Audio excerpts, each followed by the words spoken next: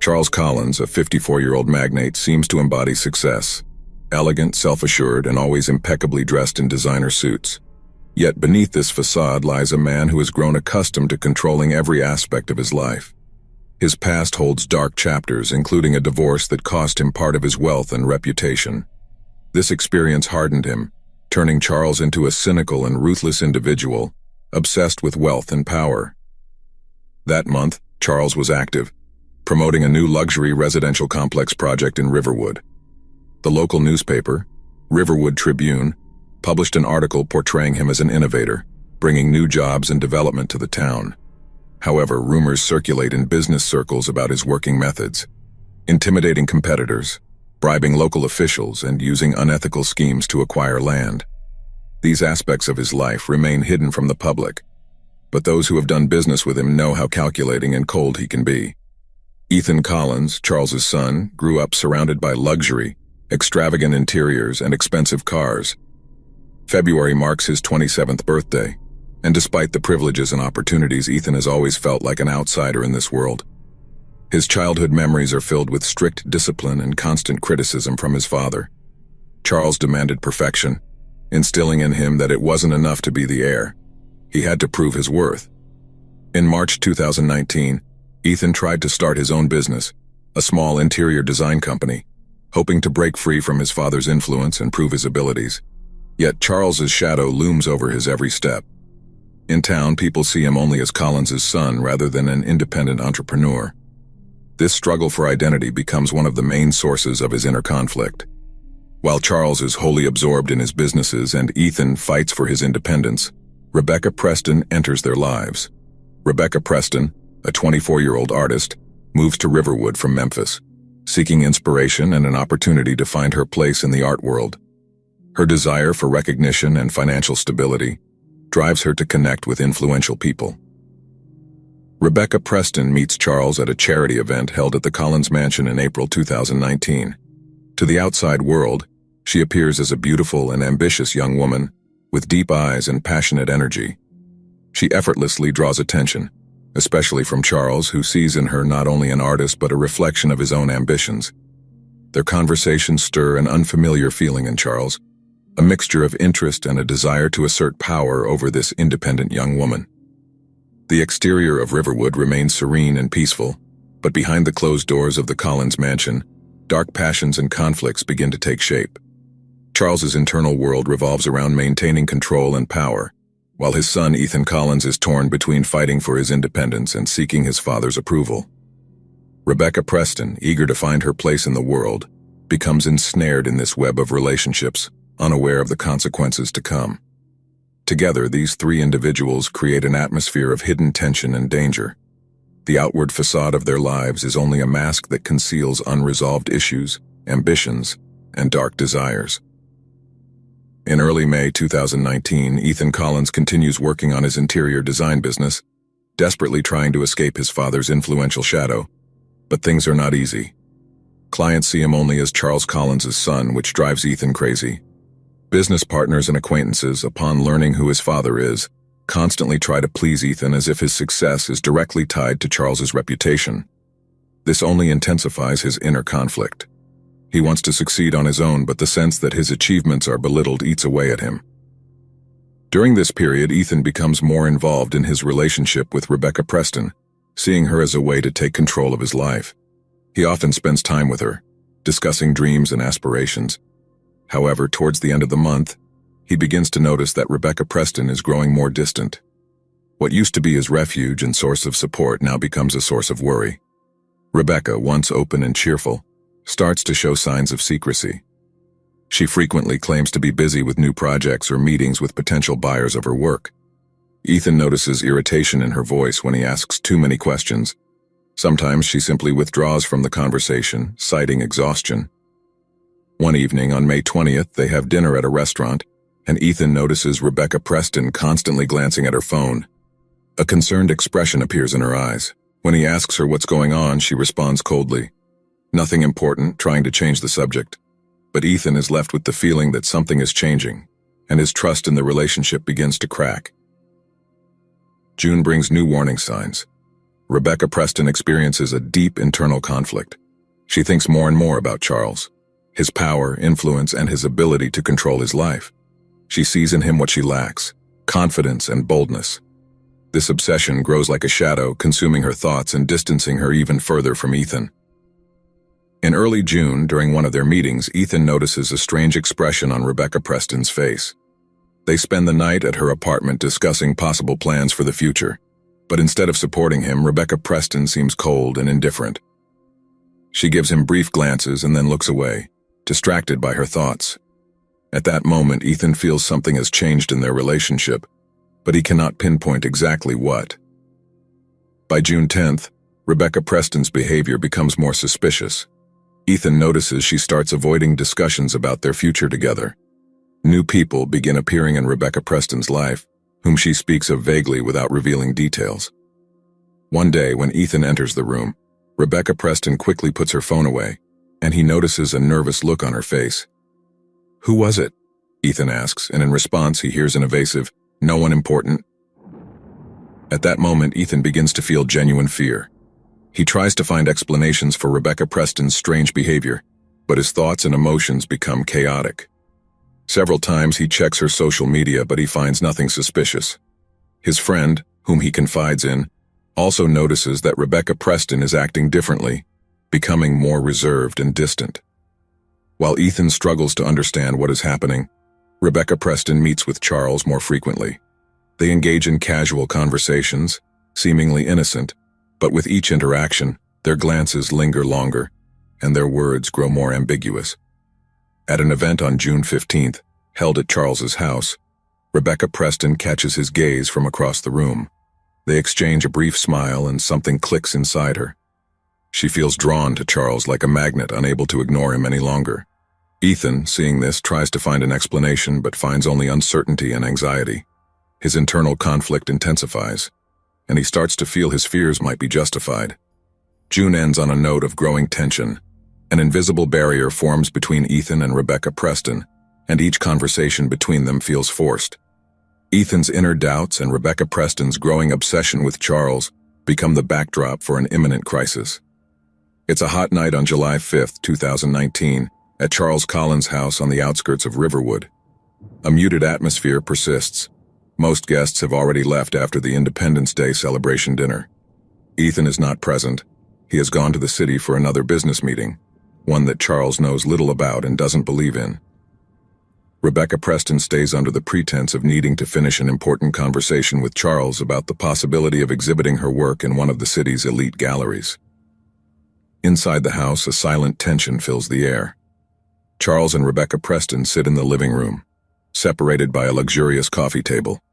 Soft classical music plays in the background, but its presence only accentuates the uncomfortable silence between them.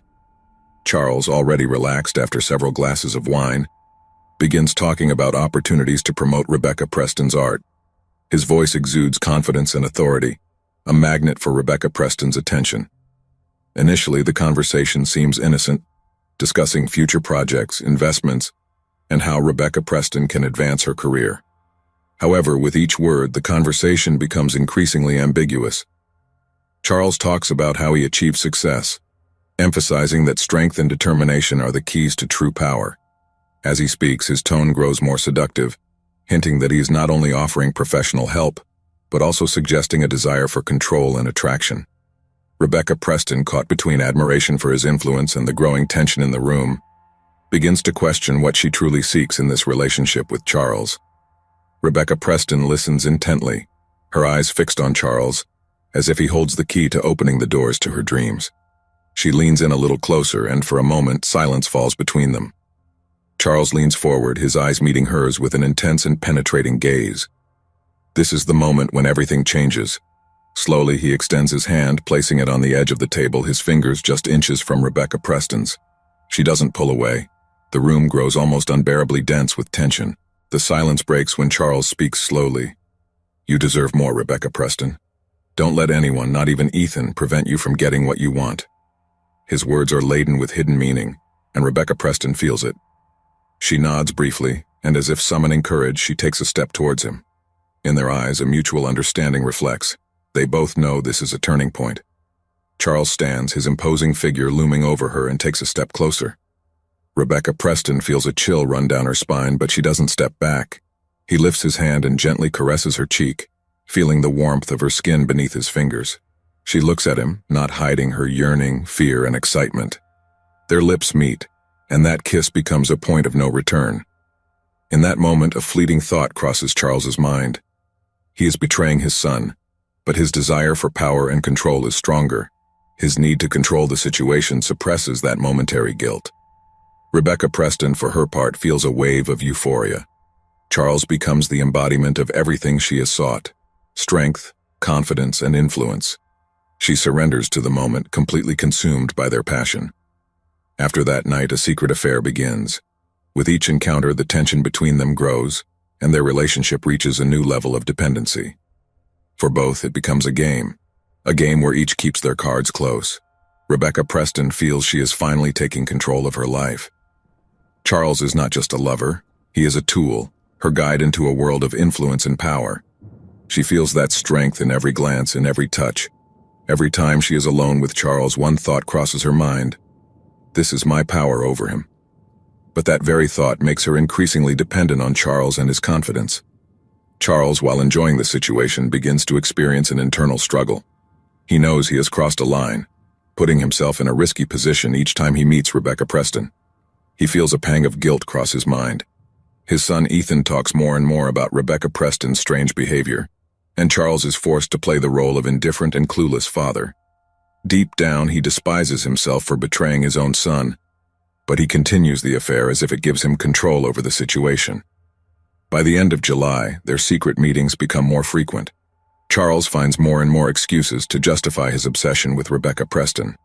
He tells himself he deserves the pleasure and control. This affair gives Rebecca Preston, on the other hand, dives deeper into the romance. She distances herself from Ethan, using work and fatigue as excuses, while her obsession with Charles eclipses all her moral principles. Rebecca Preston and Charles continue their game, unaware that they are destroying not only the lives around them, but also their own. August arrives, and Ethan realizes that Rebecca Preston has become more distant, lost in her thoughts. However, with each passing day, his anxiety grows. During this period, he begins to pay attention to small details. Samantha spends more time in the bathroom, takes her phone everywhere, even when it's unnecessary, and he often finds her sitting alone in the kitchen at night, absorbed in her thoughts. On August 6th, during dinner, Ethan tries to talk about their future, asking about her plans and projects. However, Samantha avoids direct answers as if she is hiding something. She throws out a vague statement: "Now isn't the time to talk about the future. I'm too overwhelmed." Ethan feels hurt by this, and a voice inside him starts whispering that it's not just about her art. By August 10th, when Samantha stays out late again, Ethan calls his friend Raymond to discuss her behavior. Raymond, an observant person, has also noticed changes in Samantha over the past few weeks. "She seems distant, as if her mind is somewhere else when you're together," Raymond points out. This conversation makes Ethan seriously question what is happening in his relationship. He begins to wonder who or what occupies her thoughts. That same night, Rebecca arrives home late, looking exhausted and distant. When Ethan tries to ask her about it, she responds with irritation: "I'm just tired. Why do you keep bothering me with questions?" Her cold response only intensifies his suspicions. He feels the tension between them growing, but he doesn't know how to find the truth. On August 14th, Ethan notices another oddity. Rebecca leaves her phone on the table for a moment and goes to the bathroom. The screen lights up, and he manages to glimpse a message from an unknown number saying, "Tonight." At 8 o'clock by the cabin, Ethan feels tension rise in his chest. He knows something is happening behind his back. He decides not to confront Rebecca about the message just yet, choosing instead to keep his suspicions and gather more information. On August 20th, when Rebecca claims she has an important meeting, Ethan finally gives in to his inner voice and decides to follow her. His heart pounds as he watches her prepare quickly and leave the house. He waits a few minutes to avoid raising suspicion and then grabs his keys and quietly follows her. Ethan drives a safe distance behind, following Rebecca Preston through the city. She turns onto several unmarked streets, almost as if she's trying to lose him. Soon they arrive at an isolated area on the outskirts of Riverwood, one of Charles's private investments that Ethan had only heard rumors about. Rebecca gets out of her car and walks toward the house with her phone in her hand. Ethan stays in his car, watching her from afar, trying to understand what's happening. His fingers tremble on the steering wheel as he sees the house door open, and Charles appears in the doorway for a few seconds. Ethan feels the ground crumble beneath his feet. He watches as his father embraces Rebecca, and she responds warmly. They stand in the doorway, so close to each other as if the rest of the world has ceased to exist. Ethan watches them, his heart slowing down, refusing to believe what he is witnessing. Charles wraps his arm around Rebecca's shoulders and they go inside together, leaving Ethan in the darkness of his car. He stays there in complete shock with 1,000 thoughts racing through his mind. How long has this been going on? Why my father? How could Rebecca do this? His chest tightens with painful rage, his heart breaking from the betrayal. This moment forever changes his perception of both his father and Rebecca Preston. This house of Charles Collins is far from the bustling areas of Riverwood, surrounded by trees and tall bushes that shield it from prying eyes. Ethan parked his car beside the road, far enough away not to be noticed.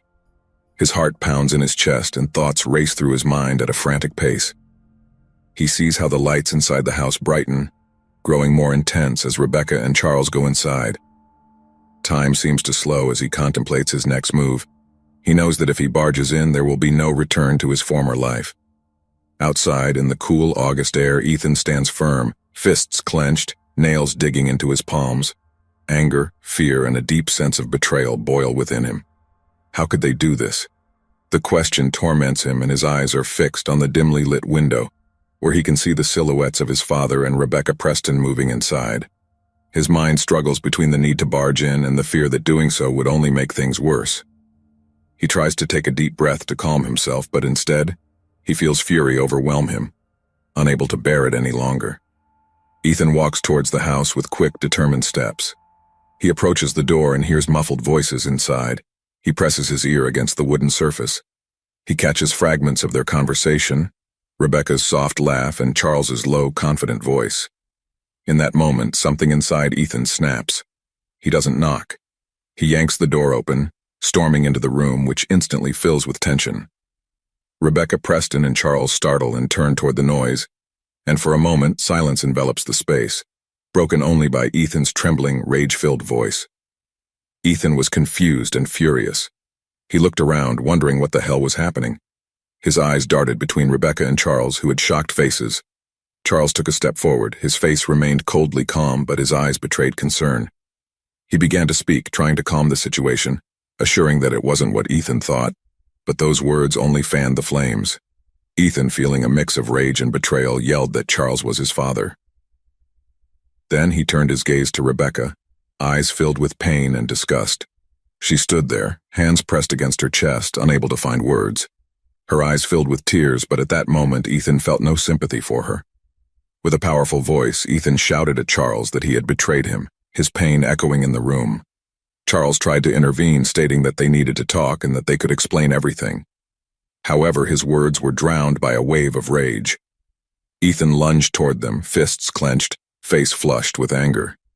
He shoved Charles in the chest, who stumbled back but tried to keep his composure. Amidst the chaos, Rebecca Preston screamed, trying to calm Ethan, but her voice was lost in the storm. Determined to expose the betrayal, Ethan pulled out his phone and pointed it at Charles and Rebecca, beginning to record. He shouted that now everyone would know what they had done. His voice trembled with anger and pain. Realizing the danger of the situation, Charles, seeing the threat the phone posed, tried to grab it, growling for him to hand it over. A struggle ensued between them. Ethan fought to keep the phone in his hands, pushing Charles, who refused to back down. Finally, in the midst of the turmoil, Rebecca Preston screamed in desperation for them to stop, begging both of them to end it. But her voice seems to fade in the chaos. Ethan and Charles push each other, exchanging blows. Charles grabs his son's arm, trying to snatch the phone. Everything happens so fast that neither of them can process how quickly things spiral out of control. Suddenly, Ethan loses his balance. His right foot catches on the edge of a rug and he loses his footing. Charles reaches out to grab him, but it's too late. Ethan falls backward, stumbling against the edge of the balcony. Unable to hold on, he plummets downward. The moment stretches into an eternity. His body falls, and then there's a dull thud as he hits the ground. Charles and Rebecca Preston freeze in shock, their eyes wide with horror. The room falls into deafening silence. Charles stands still, arms extended, as if he was still trying to hold on to Ethan. Rebecca Preston covers her mouth with her hands. Her legs give way, and she collapses to her knees. Shock fills the air, leaving them both numb to the reality of what has just happened. Charles is the first to react. He walks toward the balcony and looks down. On the cold, hard ground lies Ethan, his body motionless, a dark pool rapidly spreading around his head. Charles feels something inside him break. Rebecca, following him, stands on trembling legs, approaches the edge and looks down. She lets out a horrified groan, fully realizing the tragedy that has occurred following Ethan's fall. Charles and Rebecca Preston remain frozen on the balcony, unable to believe what they see. Charles says in a low, cold voice that they need to cover it up. Rebecca, initially stunned and consumed by fear and guilt, quickly agrees under Charles's pressure. She understands that if the truth comes to light, their lives will be ruined. Charles hastily devised a plan. He orders Rebecca to help him hide Ethan's body before anyone discovers what has happened. Together they go downstairs and with great difficulty carry Ethan's body into the house. Rebecca weeps, hands trembling, tears streaming down her cheeks, but she remains silent, too scared to say anything. Charles, for his part, tries to maintain a cold composure, though his eyes betray deep, panicked fear. Throughout the night, Charles and Rebecca meticulously clean the house, every surface, removing traces of the struggle and cleaning the spot where Ethan fell. Every move is charged with tension and desperation. Charles tells Rebecca what to do, his voice cold and calculating. But behind this mask lies the harsh reality that he has betrayed and destroyed his own family. Near dawn, around 4 a.m., they decide to dispose of Ethan's body. Charles opens the trunk of his car, and together they carry Ethan's body, wrapped in a blanket, to the vehicle. They move slowly and cautiously, careful not to leave any traces, ears attuned to every sound around them. At one point, they hear the noise of an approaching car, and their hearts stop in terror. But to their relief, it's a false alarm. The car passes by without slowing down. They decide to take the body to a lake outside the city, where no one would think to look for them. The journey feels endless, each moment torturous. Rebecca Preston sits in the car, staring into space, her hands clenched, her heart pounding so loudly it seems to fill the silent night. A few days after the tragedy, Ethan's family and friends start to worry about his sudden disappearance. After several failed attempts to call him and leaving him voicemails, Ethan's mother, Helen Jordan, Charles's ex-wife, contacts the police to file a missing person report. An investigation is launched, and detectives soon realize that Ethan disappeared under suspicious circumstances. The police take the case with special attention and begin analyzing Ethan's fingerprints, reviewing his bank transactions, recent calls, and messages. Their attention quickly turns to Rebecca, the woman who was close to him. She is interrogated but barely manages to keep her composure, insisting that she doesn't know where Ethan has gone. By October, as the investigation gains momentum, a private investigator hired by the family conducts his own inquiry. He finds a connection between Rebecca Preston and Charles, discovering they spent time together outside of work and met frequently at the house outside the city. This information is handed over to the police, who are already watching Charles's every move. By late November, the police obtain surveillance footage from around Charles's house. The video clearly shows Rebecca and Charles arriving there late on the night of August 20th. The police also discover phone records and text messages between the two that confirm their close relationship. The evidence assembles a story of a secret romance, a link to Ethan's disappearance and suspicious behavior by both.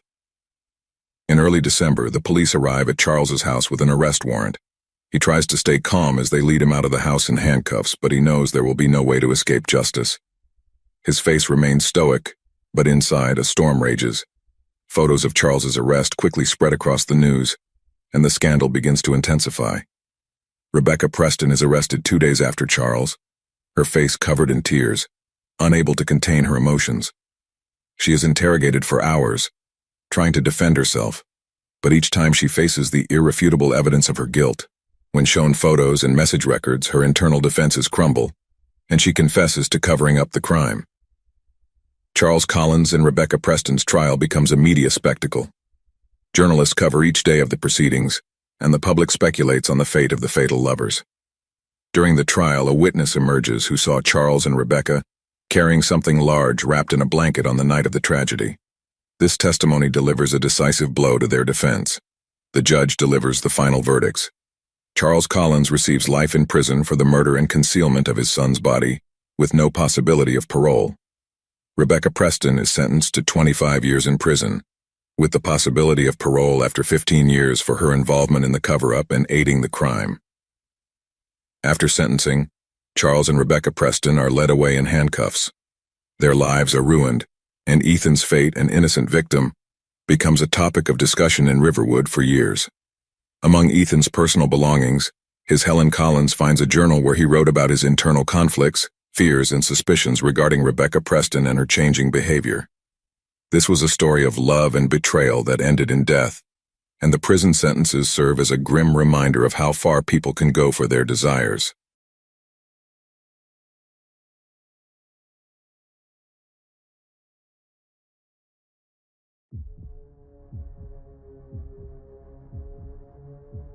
At the center of this storm was Corinne Blake, a beloved high school English teacher.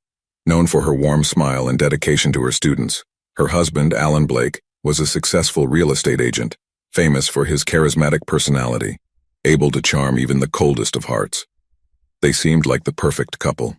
They were often seen holding hands at the local market or cheering together at Friday night football games. However, appearances are deceiving, and beneath the facade of their ideal marriage was a web of secrets and tension. The catalyst of the impending chaos was Cameron Asher, Corinne's younger sister. For 10 years, Cameron Asher, the rebellious daughter of the family, had been the black sheep, jumping from one adventure to another across the country. Her recent return to Riverside had reignited old tensions and sparked new desires. As the Johnson family prepared for their annual fall gathering, an event that normally brought joy and unity, they were unaware that this time it would end in tragedy. Corinne was born and raised in Riverside, the eldest of two sisters.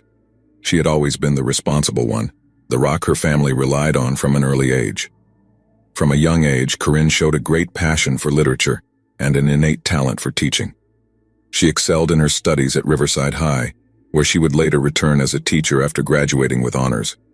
She attended the University of Pennsylvania, where she earned a degree in English literature.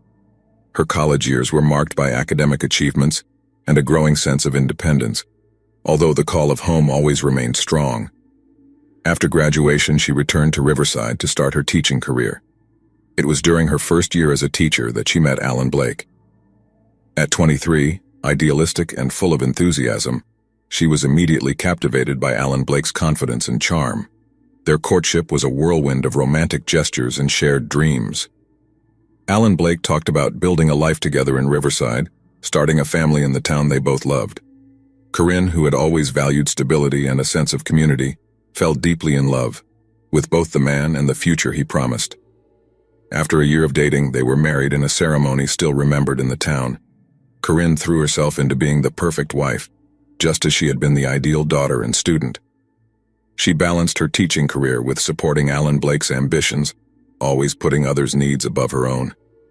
For years, she believed she had achieved the happily ever after she had dreamed of, without noticing the cracks that were beginning to form in the foundation of her marriage. Alan Blake came from a wealthy family, the Blakes, founders of Riverside, who had a reputation for being charming, successful, and slightly dangerous. Alan Blake grew up under the weight of these expectations, with constant pressure to uphold the family legacy. Since he was a child, he was known for his mischievous smile and his ability to get out of trouble, traits that would be very useful to him in his youth. As he became a handsome young man, Alan Blake made his way through high school more through charm than academic effort. During college, he never found his true passion in academics. So after a mediocre college experience, he returned to Riverside and joined his father's real estate firm. He quickly demonstrated a natural talent for sales. His charisma and local connections made him one of the best agents in the county. Alan Blake enjoyed his success, the status, and the admiration that came with it. When he met Corinne, he saw in her everything he lacked: stability, intellectual depth, and genuine kindness. He pursued her with the same intensity he applied to closing a complex deal. He believed that Corinne was the missing piece that would make him truly worthy of the Blake name. However, beneath Alan Blake's polished exterior lurked insecurities and desires he couldn't fully repress. The thrill of conquest, whether in business or in his personal life, was something he found hard to resist. Over the years, the excitement in his marriage to Corinne began to wane, leaving him vulnerable to temptation. Cameron Asher, on the other hand, had always been a free spirit, to the dismay of her parents and the fascination of the town. 10 years younger than Corinne, she grew up in her sister's shadow, constantly being compared to other family members.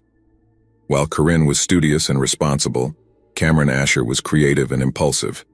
Her teenage years were marked by rebellious behavior and family arguments. The day after she graduated high school, Cameron Asher left Riverside and began traveling from city to city, taking odd jobs and pursuing her dream of becoming an artist. Her family received sporadic news from her. A postcard from Chicago, a call from San Francisco, always accompanied by the promise that she was on the verge of something big.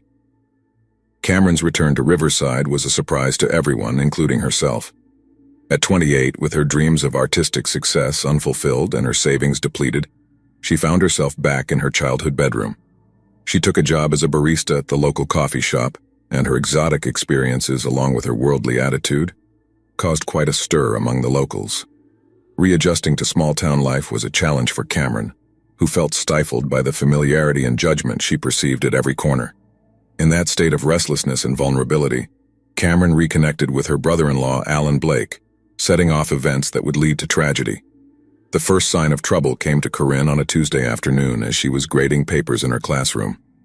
The autumn sun cast long shadows across the empty desks when she noticed a notification on the iPad linked to Alan Blake's phone, which he had left at home. It was a message from Cameron, simple yet revealing. "I can't wait to see you later, same place." Although the words themselves were innocent, something about the tone set off alarms in Corinne's mind. Over the following weeks, Corinne began to notice details that had previously gone unnoticed. Alan Blake's nights at the office became more frequent, and he started protecting his phone, always leaving it face down or carrying it in his pocket. Cameron, who had been a frequent visitor to their home since her return, suddenly began to be absent, offering vague excuses when invited to family dinners. Corinne tried to rationalize these changes, convincing herself that she was being paranoid. After all, Alan Blake and Cameron had always gotten along. Wasn't it natural for them to be friends? However, the knot in her stomach grew stronger with each passing day. The ultimate proof came on a rainy Saturday afternoon. Corinne decided to surprise Alan Blake at his office, thinking she might convince him to leave early and enjoy a rare free weekend together. As she approached the real estate agency, she saw Alan Blake's car parked in its usual spot, but she also noticed another familiar vehicle, Cameron's Volkswagen Beetle, discreetly parked around the corner. With her heart racing, Corinne walked through the rain toward the building. From the window, she could make out two figures in Alan Blake's private office. They were embraced, their silhouettes merging into one. Corinne froze, watching in disbelief as her world shattered. She didn't confront them. Instead, she retreated to her car, her mind a whirlwind of emotions.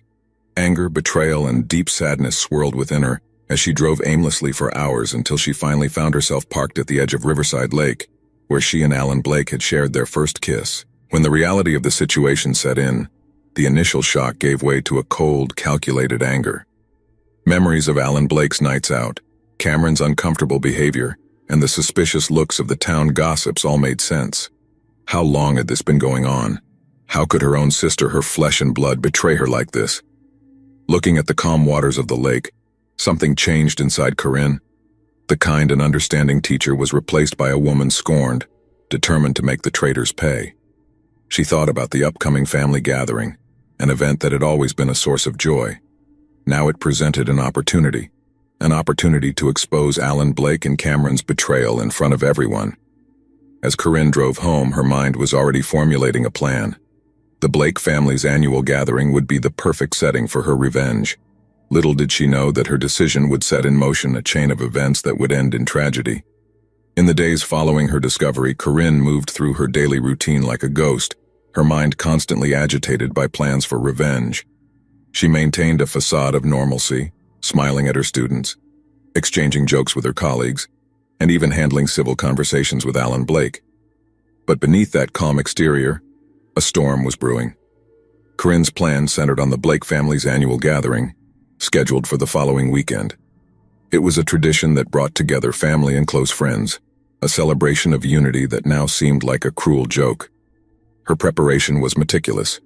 First, she gathered evidence, screenshots of text messages she had retrieved from Alan Blake's credit card statements showing suspicious purchases, and some photos she had discreetly taken of Alan Blake and Cameron together in town. She compiled it all into a folder, a dossier of betrayal that she planned to dramatically reveal during the gathering. Corinne carefully designed her approach. She would wait until dinner was in full swing when everyone was relaxed and slightly inebriated by the flowing wine.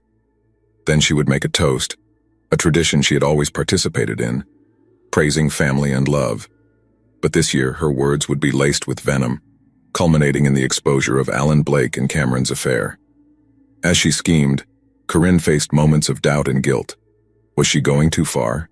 Would public humiliation solve anything?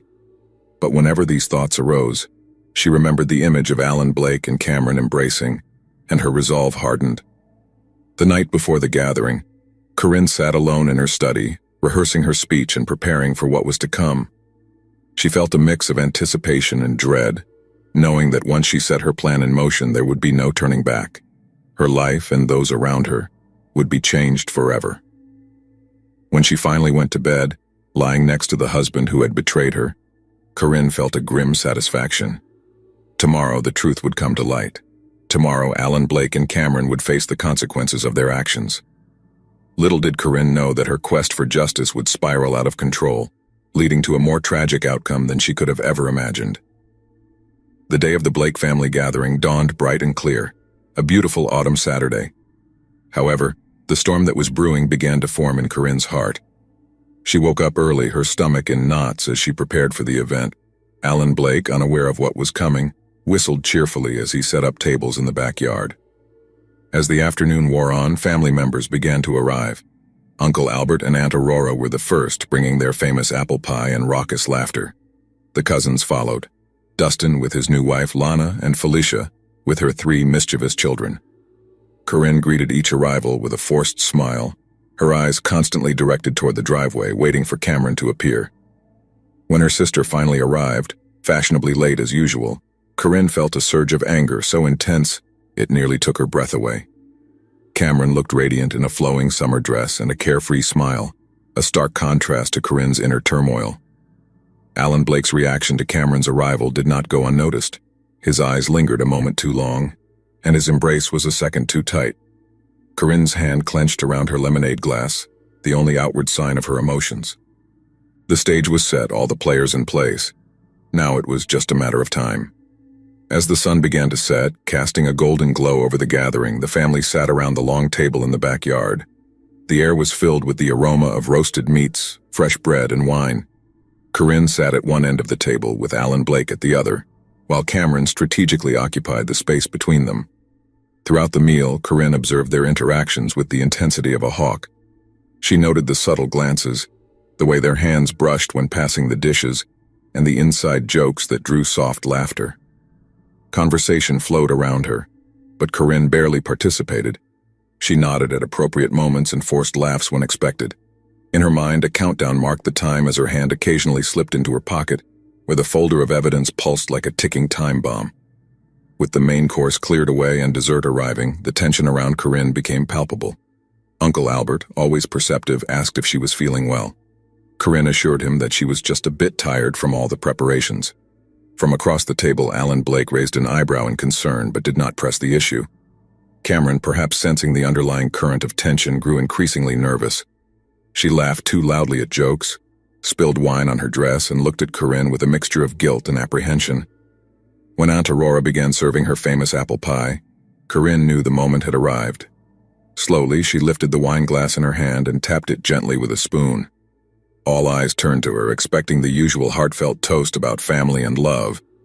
Instead, they were about to witness the unraveling of everything. With a serene and controlled voice, Corinne began speaking, thanking everyone for being part of the Blake family tradition, mentioning love, loyalty, and trust values that had been the foundation of their family for generations. But her tone immediately shifted. "I've always believed in the strength of our family," she said, staring directly at Alan Blake. "But sometimes the people we trust the most are the ones who betray us in the worst ways." A hush fell over the gathering. Alan Blake's face paled as he realized what was happening. Cameron, seated between them, began to visibly tremble. With deliberate slowness, Corinne reached into her pocket and pulled out the folder. She extracted copies of text messages, credit card statements, and photographs, her voice growing harsher as she laid out the evidence of Alan Blake and Cameron's affair, detailing their secret meetings and lies. Reactions around the table ranged from gasps of shock to murmurs of denial. Aurora's hand flew to her mouth while Uncle Albert's face darkened with anger. The children, sensing the adult's tension, fell unusually silent. Alan Blake tried to intervene to offer some explanation, but Corinne silenced him with a look of pure venom. Cameron, tears streaming down her face, made no attempt to deny the accusations. As Corinne's revelation reached its climax, she addressed the entire gathering. "This is the truth of our perfect family," she declared, her voice trembling with emotion. "This is what trust and loyalty become in the Blake household." With those final words, Corinne threw the contents of the folder onto the table, the damning evidence scattered among the half-eaten apple pie slices. The idyllic family gathering had been shattered, replaced by a scene of shock, betrayal, and impending chaos. The silence that followed Corinne's revelation was deafening, broken only by the sound of a fork dropping to the floor. Then, as if a dam had burst, chaos erupted around the table. Aurora let out a gasp of disbelief as Uncle Albert's face turned a dangerous shade of red, lunging toward Alan Blake. Dustin, his cousin, quickly intervened, preventing his father from doing something he might regret. The children, sensing the gravity of the situation, began to cry, adding to the cacophony of screams and accusations. Lana hurriedly gathered her children and led them inside the house, away from the drama unfolding. Dustin's new wife remained frozen in shock, her eyes moving between Alan Blake and Cameron as if seeing them for the first time. Family friends murmured among themselves, some moving away from the table, unsure whether to leave or stay amid the turmoil. Alan Blake sat with his head in his hands as Cameron sobbed uncontrollably, mascara running down her face. Corinne stood at the head of the table, overcome with a mixture of vindication and despair as she watched her family crumble before her eyes. As the initial shock began to wear off, Alan Blake finally found his voice. He raised his hands in a gesture of surrender and tried to address the assembly, but his usual charm had deserted him. He stumbled over his words, trying to explain, justify, and somehow mitigate the damage done. Corinne interrupted him with a voice as cold and sharp as steel, demanding to know how long the affair had lasted, and how they could betray her so cruelly. Cameron, still sobbing, stammered that it had started shortly after her return to Riverside, and that she had never intended for it to happen. The confrontation quickly turned into a shouting match. Alan Blake accused Corinne of emotional neglect, of being more devoted to her students than to their marriage. Corinne responded by listing all the sacrifices she had made for him and the dreams she had put on hold to support his career. Cameron, caught between them, alternated between pleading for forgiveness and defending her actions, speaking of the connection she had found with Alan Blake and the mistakes made in moments of weakness. Their words became weapons. Each accusation and counter-accusation brought years of unspoken resentments and buried feelings to the surface. Corinne revealed her suspicions about other affairs and her growing disillusionment with their life together. Alan Blake, his composure crumbling, admitted to feeling inadequate and the constant pressure to live up to the Blake name. When the argument reached a fever pitch, Uncle Albert intervened, physically placing himself between Alan Blake and Corinne, his booming voice demanding that everyone calm down. In the brief pause that followed Uncle Albert's intervention, no one noticed Aurora slipping quietly into the kitchen. When she returned, something hidden behind her back, her normally kind face was contorted with rage. Before anyone could react, Aurora lunged at Cameron, swinging a heavy cast-iron skillet. The blow caught Cameron on the side of the head with a sickening thud. She collapsed to the ground, blood pooling quickly around her. The scene erupted into chaos. Corinne let out a primal scream of horror that cut through the shocked silence. Alan Blake rushed to Cameron's side, cradling her limp body and shouting for someone to call an ambulance.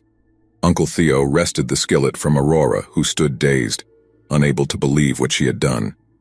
Dustin, pale-faced, fumbled with his trembling hands as he dialed 911. Amid the chaos, no one noticed Corinne slipping away from the scene as the sirens howled in the distance, growing louder with each passing second.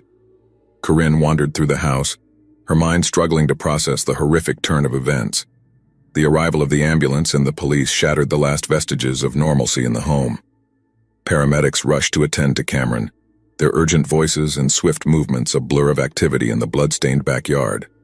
The police, responding to reports of a violent disturbance, began to cordon off the area and separate family members for questioning.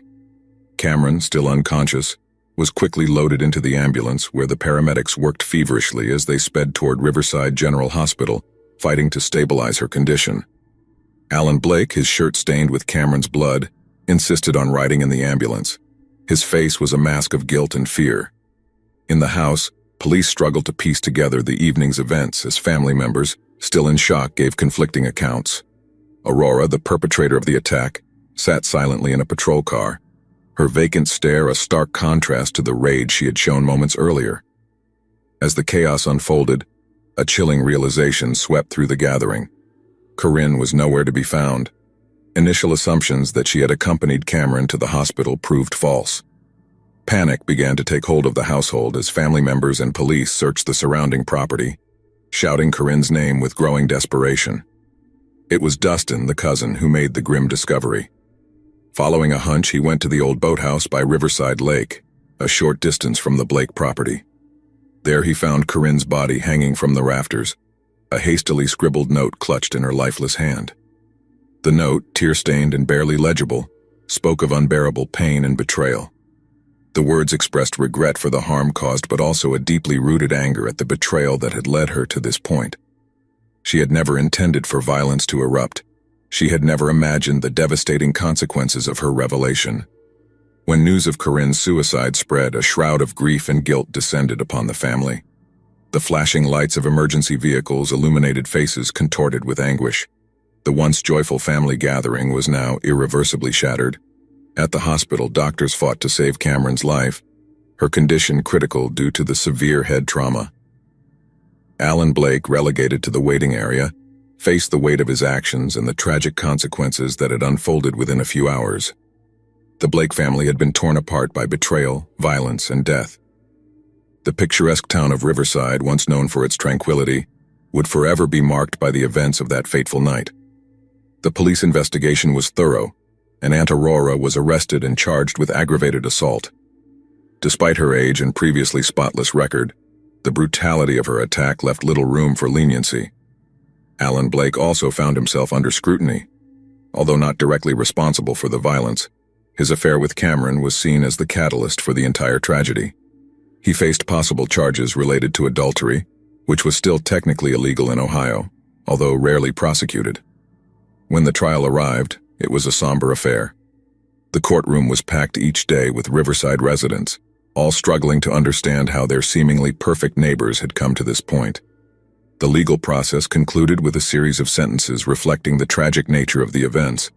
Despite her advanced age and testimony about her kind character, Aurora was sentenced to 5 years in prison for aggravated assault. However, due to her deteriorating health and the unusual circumstances of the case, the judge allowed the possibility of house arrest after serving 2 years in prison, subject to good behavior and psychological evaluation. Alan Blake, although not directly charged for Corinne's death, could not escape the legal consequences. He was charged with adultery, a rare prosecution of this act technically still illegal in Ohio, and more importantly, reckless endangerment due to his role in the events that led to the violent outcome. The judge noted the indirect yet undeniable link between Alan Blake's actions and the tragedy that had unfolded. He was sentenced to 3 years in prison, along with a mandatory requirement for extensive psychological counseling and community service upon release, with the aim of rehabilitating him and allowing him to make amends to the community he had helped fracture. The Blake family withdrew from public life. The scandal not only tore their family apart, but shook the entire community's sense of trust and security.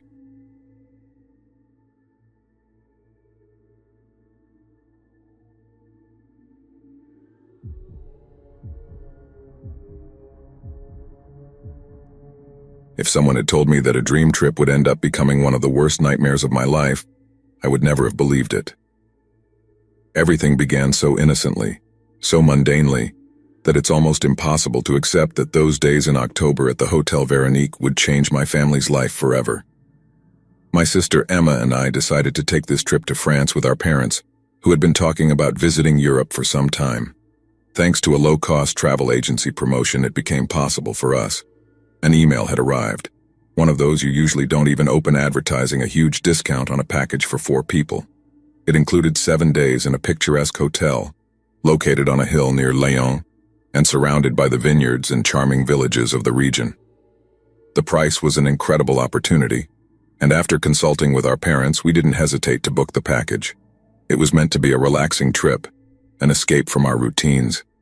For me, it was a break from work, and for Emma, a chance to enjoy herself before starting her first year of college. Everything seemed ideal.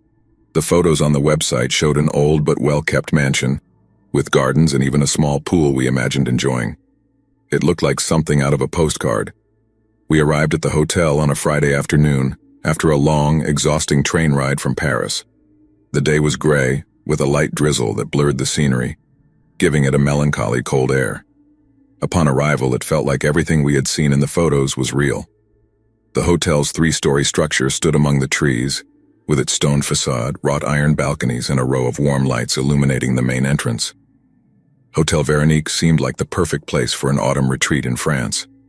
Inside, the atmosphere was cozy, although there was a touch of decay in every corner. The walls, beautifully decorated with dark-toned wallpaper, showed some scratches and damp spots in certain places. There was a fireplace filling the reception area with a faint scent of burning wood, and the dark wood and red velvet furniture gave it a rustic yet elegant touch. We were welcomed by Antoine, the receptionist, who seemed to handle everything there. He was a man in his 30s, neatly groomed but with something in his smile that didn't quite sit well with me. His gaze roamed over each of us in a way that, at first, I thought was just simple professional courtesy. But soon I noticed he lingered especially on Emma. She was pretty, with a youthful appearance that always attracted the attention of strangers, and I assumed that's all it was, an innocent admiration. Antoine explained to us that the hotel was rather empty at that time of year, something we found understandable considering that autumn isn't peak season in France. He showed us to our rooms, 2 adjoining suites on the 2nd floor, and wished us a pleasant stay. Everything seemed in order, although the silence and the lack of other guests felt a bit strange to us. That first night, however, we settled in without much concern. My sister and I shared a room while our parents occupied the one next door. Dinner was simple, served in a barely lit dining room, but the food was excellent and the wine from a nearby vineyard was delicious. The first days passed without incident. We spent our time on excursions, visiting nearby towns, and sampling the local cheeses and wines. On our walks, we started to notice something peculiar. The few guests we encountered had all come to the hotel because of the same offer as us. Marie and Pierre, an elderly couple, told us during breakfast that they too had received a promotional email in their subscriptions. The same was confirmed by a family with 2 small children, the Roux, who were there for the same reason. At first, we thought it was just lucky coincidence that we'd met other travelers who also took advantage of the offer. But as we spoke with them, the coincidence started to seem a bit strange. Was it possible the hotel only attracted tourists through that offer? No one at the place seemed to have booked without a discount, and all, like us, had been drawn in by a promotion. By the 3rd day, Emma began to appear uneasy. She confessed that she felt someone was watching her strangely, especially during dinner or when she passed near the reception desk. Antoine, in particular, seemed to follow her with his gaze in a way that, although subtle, was uncomfortable. The first time she mentioned it to us, my father and I exchanged skeptical glances, joking that perhaps the receptionist was smitten with her. But Emma didn't find it funny, and in fact, there was an anxiety on her face we hadn't seen before. On the night of the 4th day, things took a stranger turn. While we were having dinner, Emma started receiving anonymous calls in her room. At first we thought it was a mistake or even a prank, but the calls continued even past midnight. Every time she picked up the phone, the line was silent. The call seemed like mockery, as if someone on the other end was listening, waiting. My parents, worried, spoke to Antoine the next morning. He, expressionless as ever, apologized and said he would check if there was a problem with the switchboard. He promised he'd look into the system and assured us the calls would stop.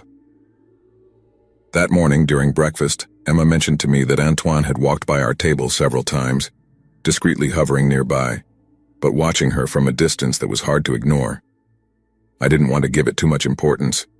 After all, we were in a small hotel, and perhaps Antoine was just trying to make sure the guests were satisfied.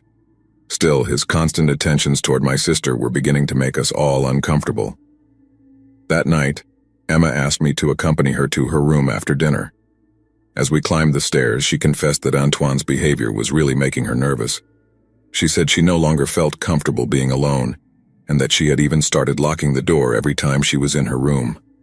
I promised her that if things continued this way, I would speak to Antoine myself the next day. We said goodnight, and I waited until she closed the door of her room before returning to mine. The next morning, Emma's absence was the first thing we noticed. She didn't come down for breakfast, and when we went to her room to find her, we discovered the door slightly ajar. My mother, who had always been a nervous person, immediately started to panic. We checked the room, but there was no sign of her whereabouts. I tried calling her phone, but got no answer. The room was in perfect order, as if she hadn't left of her own free will. Antoine was the last to hear of her disappearance. When we informed him, he reacted with a coldness that was disturbing.